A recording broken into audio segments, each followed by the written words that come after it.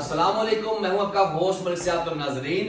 हमने आज 2 कंपनियां बनाई हैं और मुझे बड़ी खुशी हुई आज ये कंपनी मतलब कि ये वाकई कारोबारी बंदे हैं और इन्होंने 23,500 में दुकान ली अक्सराय में। अक्सराय के जो ब्रिज हैं ट्राम में स्टॉप है उसके बिल्कुल नज़दीक है, एक मिनट की दूरी पर है।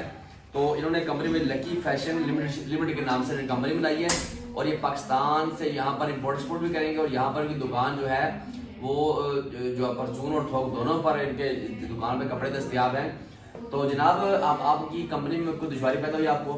नहीं। सुबह कितने बजे जनाब आप आए?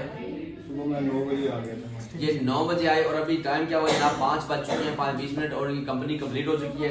ये लाइसेंस और इनकी सारी अथॉरिटी जो कंपनी के डॉक्यूमेंट्स रिक्वायर होते हैं वो सभी इनको हमने ले दिए हैं जनाब। हमारा बेसिक काम कंपनी बनाने का था। TRC का तो वैसे ही हमने साल शुरू कर लिया पिछले साल से, क्योंकि लोगों की रिक्वायरमेंट थी कि जो है बहुत ज़्यादा